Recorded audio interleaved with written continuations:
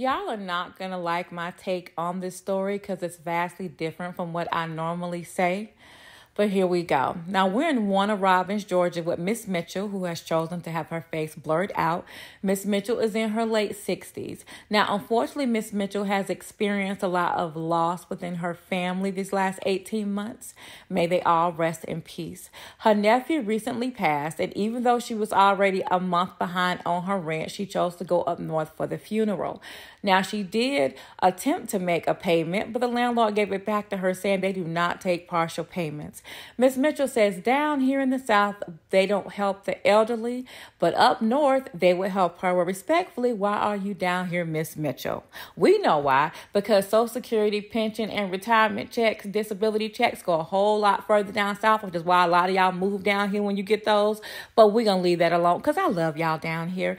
Now, Miss Mitchell, I hope somebody can help you, so if y'all are listening in the Warner Robbins, Georgia area and you can help Miss Mitchell, please help her. But with that being said, you know you're old enough to know that that rent had to be paid first because you can't depend on anybody else, especially when it comes to pay your rent. You pay rent before any other bill you have.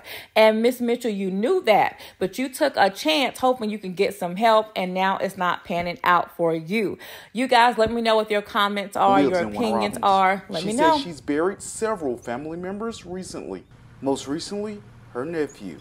She says the last 18 months have been hard on her. I had so many deaths in my family until I got to a situation where I kind of got down on my luck. Mitchell says when she returned home from her nephew's funeral in Baltimore, she was greeted by an eviction letter.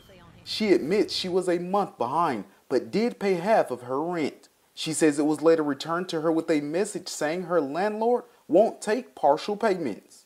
Mitchell didn't want her face shown on camera, fearing apartment management would retaliate. She says so far there hasn't been much luck finding help. So I reached out to Middle Georgia Community Action Agency.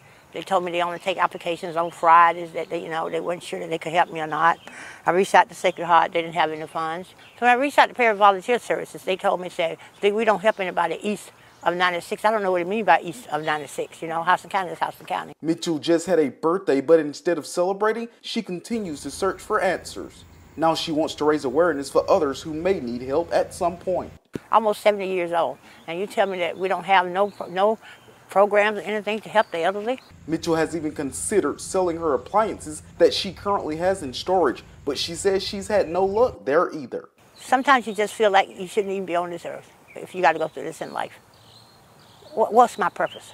She's from up north and says it's a much different story there. Up north there, we don't have this problem here, You ask for help, you get help. According to Mitchell, she did receive help from one local church who lended a helping hand. I reached out to Church of Christ. Church of Christ reached out to me and helped me. And that is the only place that gave me some assistance. And while Mitchell says she's very thankful for the church help, it didn't cover her rent and she's still facing eviction.